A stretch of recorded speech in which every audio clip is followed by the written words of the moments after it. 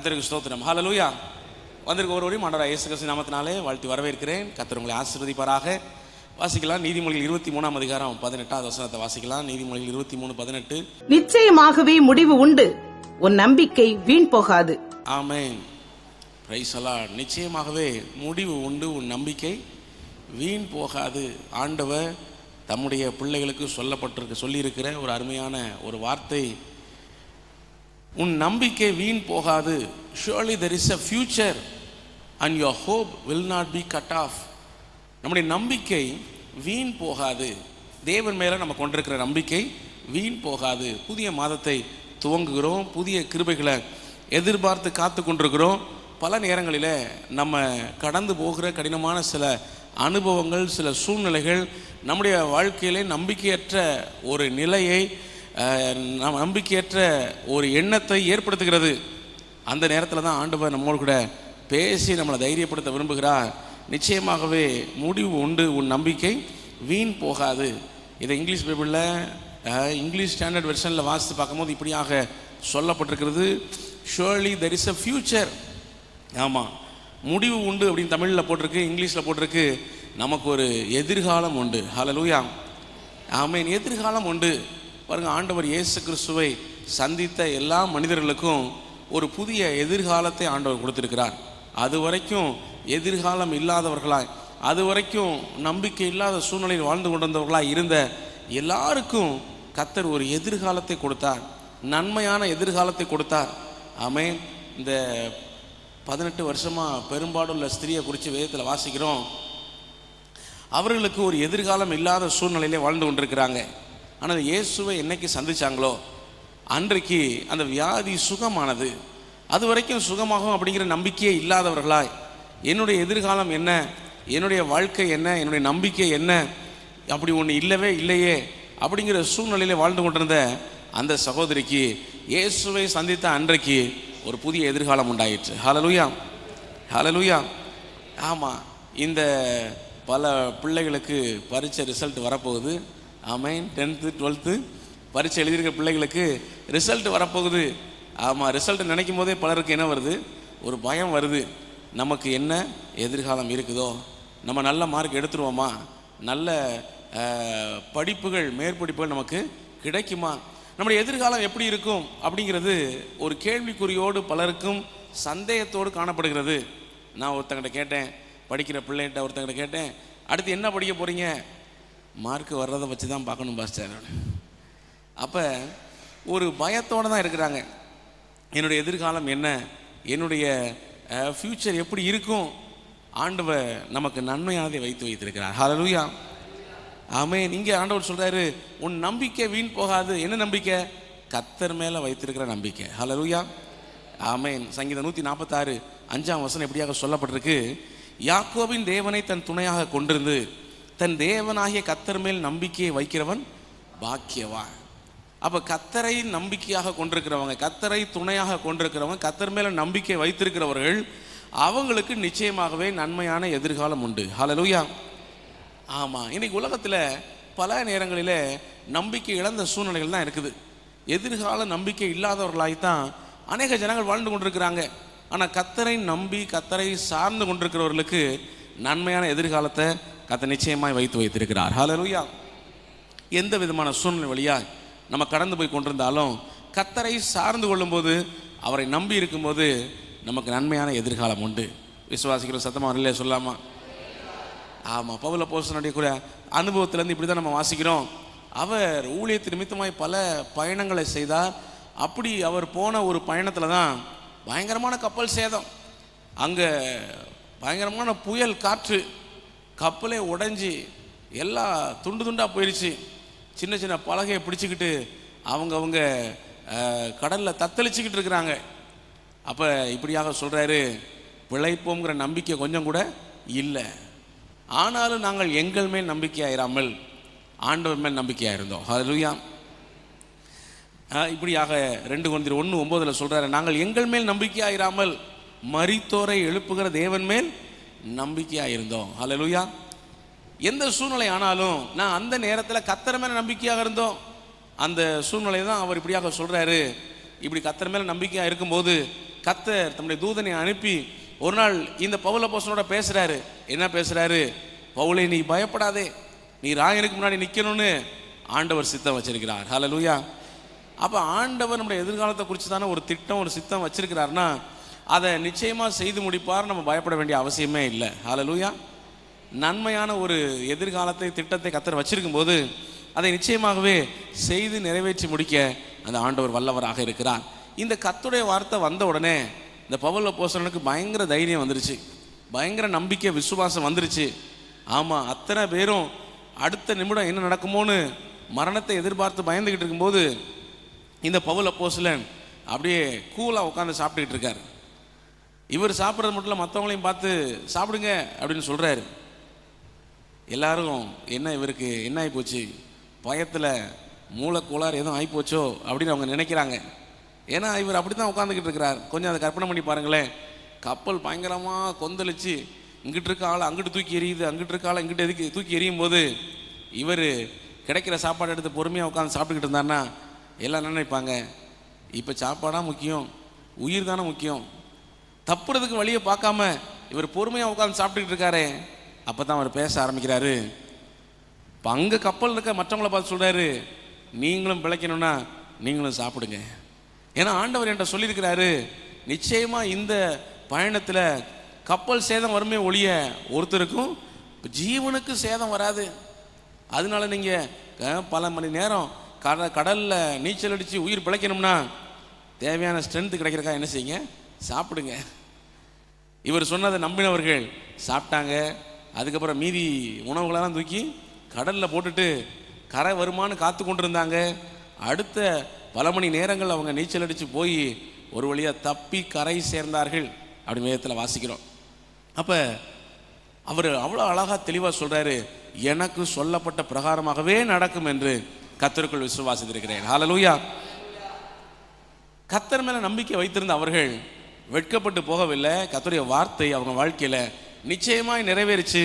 அதுதான் சொல்கிறாரு, நம்பிக்கை வீண் போகாது. ஹல்லேலூயா. இதே வசனத்தை இங்கிலீஷ் பைபிளில் வாசிக்கும் போது மற்றொரு டிரான்ஸ்லேஷன் எப்படியாக சொல்லப்பட்டிருக்கு, for surely there is an end and thine expectation shall not be cut off. your expectation, உடைய எதிர்பார்ப்பு வீண் போகாது. நீங்கள் ஆண்டுடைய வார்த்தையை நம்புகிற விசுவாசிக்கிற ஒவ்வொருத்தரும் நீங்கள் எதை எதிர்பார்க்கிறீங்க, எதிர்பார்க்கிற அந்த காரியத்தில் உங்கள் வாழ்க்கையில் நம்பிக்கைகள் வீண் போகாது. ஹல்லேலூயா.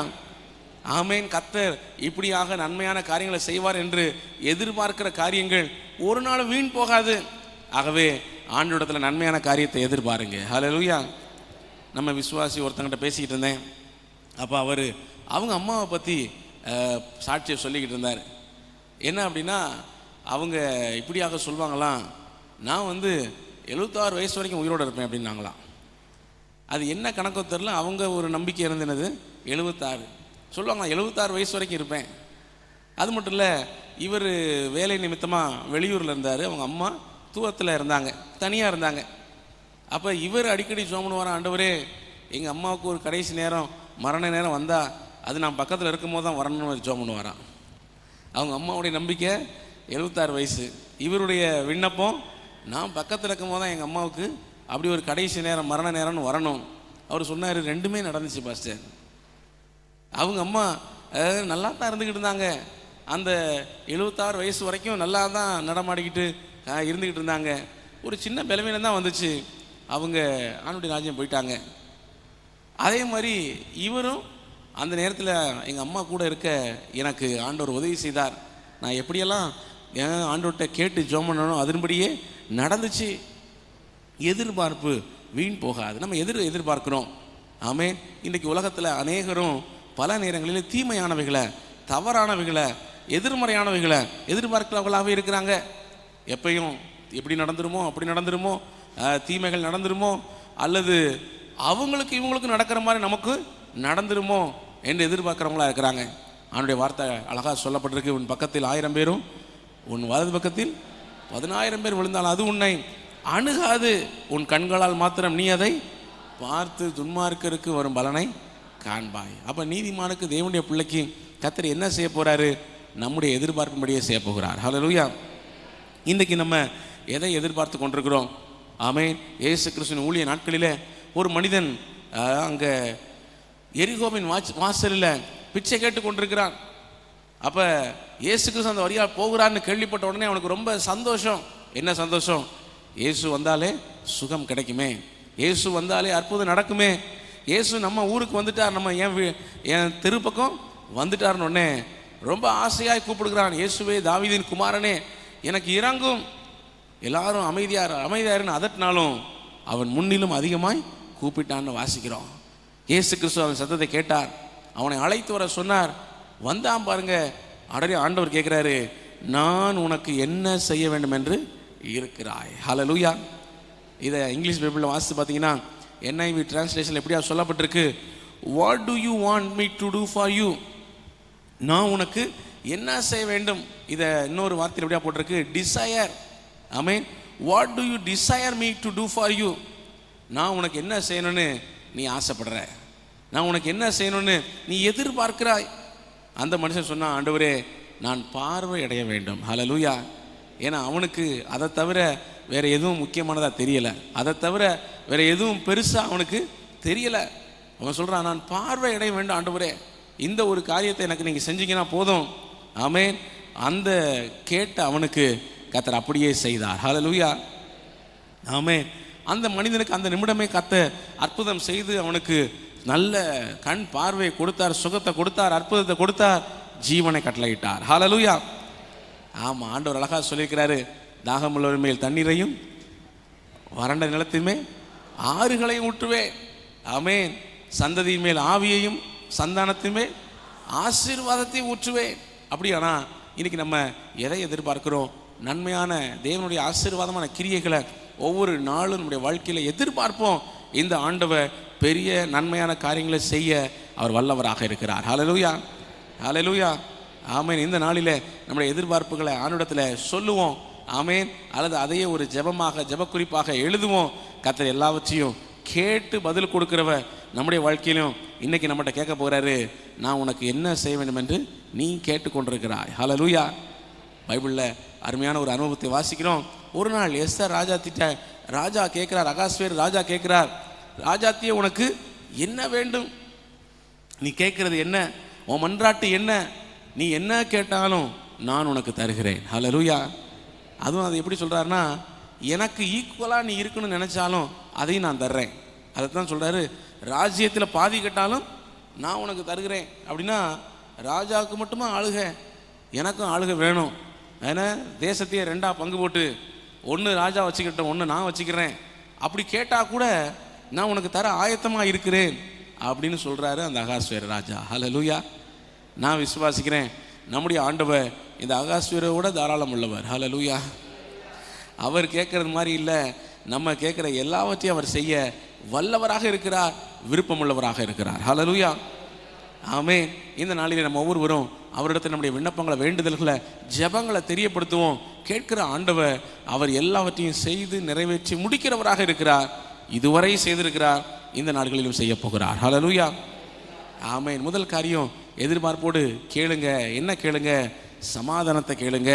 ரோமர் 16:20 வாசிக்கலாம். போஜனத்தின் நிமித்தம் தேவனுடைய கிரியையை அழித்து போடாதே. எந்த பதார்த்தமும் சுத்தம் உள்ளதுதான், ஆனாலும் இடரில் உண்டாக புசிக்கிறவனுக்கு அது தீமையாய் இருக்கும். ஆமென்.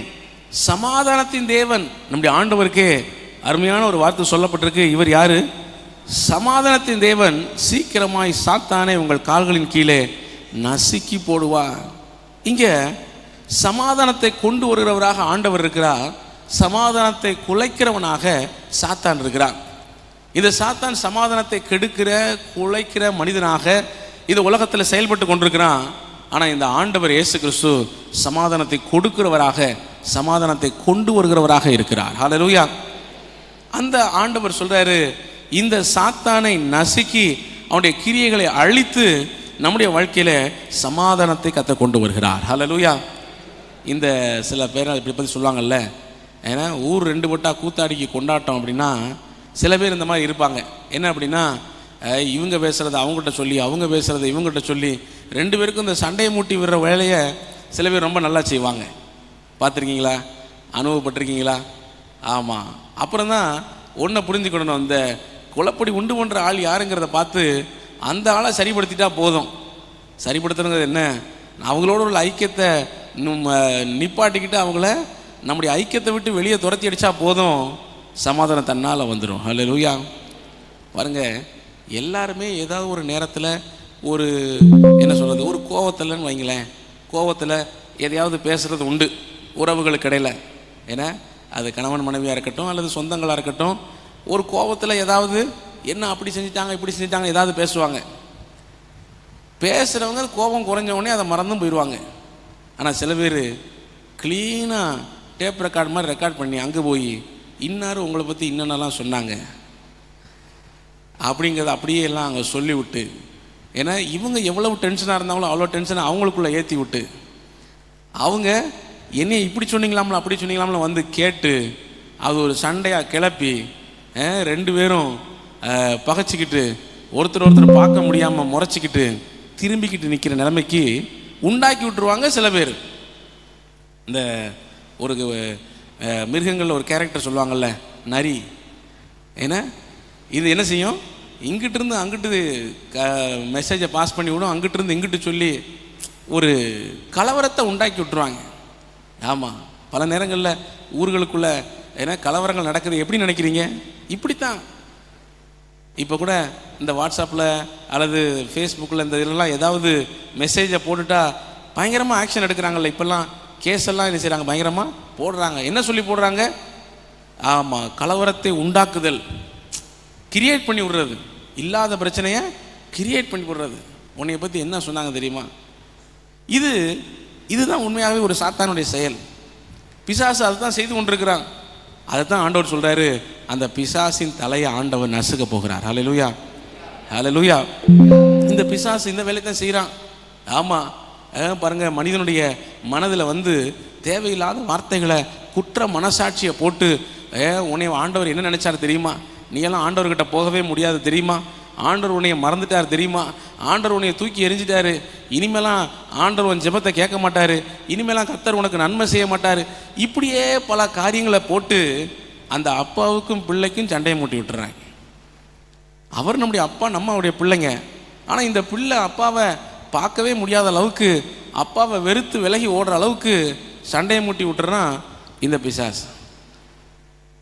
இன்னைக்கு அதே வேலையை சில மனிதர்கள் என்ன செய்கிறாங்க. இருக்கட்டும், இந்த பிசாசின் தலையை நசுக்கி கர்த்தர் சமாதானத்தை கொண்டு வருகிறார். ஹல்லேலூயா, ஹல்லேலூயா. ஆமாம், சமாதானத்தின் தேவன் எப்படி சமாதானத்தை கொண்டு வராராம்? சாத்தானின் தலையை நசுக்குகிறார். அவர் சிலுவையிலேயே நசுக்கிட்டாரு. இன்னமும் திரும்ப திரும்ப அந்த பிசாசின் கிரியைகளை அழிக்கிற, அவனுடைய தலையை நசுக்கிற வேலையை அவர் செய்து கொண்டே இருக்கிறார். ஹல்லேலூயா. இந்த ஆண்டவர் இந்த சாத்தானை அழித்து நசுக்கிற வேலையை செய்யும்போது என்ன நடக்குது அப்படின்னா, அவனுடைய கிரியைகள் முடிவுக்கு வருது. அங்கே ஒரு நன்மையும் சமாதானமும் உண்டாகுது. ஹல்லேலூயா, ஹல்லேலூயா. ஆமாம், இயேசு கிறிஸ்து ஊழியம் செய்கின்ற நாட்களில் ஒரு கப்பலில் ஒரு படகுல பயணம் போய்கிட்டு இருக்கிறாங்க. அப்போ பார்த்தா பயங்கரமாக கடல் கொந்தளிக்குது. பயங்கரமாக படகு மூழ்க போகிறது மாதிரி பயங்கரமாக கடல் கொந்தளிச்சு அந்த தண்ணியெல்லாம் படகு மேலே நிரம்பிக்கிட்டே இருக்குது. இந்த படகுல பார்த்தீங்கன்னா மீன்பிடி படகுகள் இருக்குல்ல, பெரிய கப்பல்கள் போட்டுகளை தவிர இந்த சின்ன அளவிலான படகுகளில் எப்படினாலும் தண்ணி உள்ளே வந்துடும். அந்த மீனவர்களை பாருங்கள், இந்த தண்ணி அள்ளி வெளியே ஊற்றுறதே ஒரு ஆள் வேலையை செஞ்சுக்கிட்டே இருப்பாங்க. படகுல நார்மலாக இருக்கும்போதே தண்ணி உள்ளே வரும். அப்படின்னா இந்த கடல் கொந்தளிக்கும் போது அல்லது புயலின் நேரத்தில் ஏராளமாக தண்ணி வரும். அதை வேகமாக வெளியேற்றலைன்னா கொஞ்ச நேரத்தில் படகு என்ன செஞ்சிடும், மூழ்கிடும். அப்போ இதைத்தான் அந்த சீஷர்கள் வந்து சொல்கிறாங்க இயேசு கிறிஸ்துட்ட, தண்ணி அள்ளி அள்ளி ஊற்றினாலும் வேக வேகமாக தண்ணி நிரம்புது. அப்போ தான் வந்து இயேசு எழுப்புறாங்க, ஐயரே, நாங்கள் மடிந்து போகிறது உமக்கு கவலை இல்லையா? இன்னும் கொஞ்ச நேரம் தாமதிச்சா போதும், இந்த தண்ணி நிரம்புறதுனால படகு முங்கிரும். முங்குனா இயேசு கிறிஸ்துவும் சேர்ந்து தான் முங்க போகிறாரு. அப்படியானா எங்களுக்கு மோசம் வந்தால் அது உமக்கும் சேர்த்து தான் மோசம் வரப்போகுது. அதனால எந்திரிச்சு வேகமாக எதையாவது செய்யுங்க. இயேசு கிறிஸ்து எந்திரிச்சாரு, காற்றையும் கடல்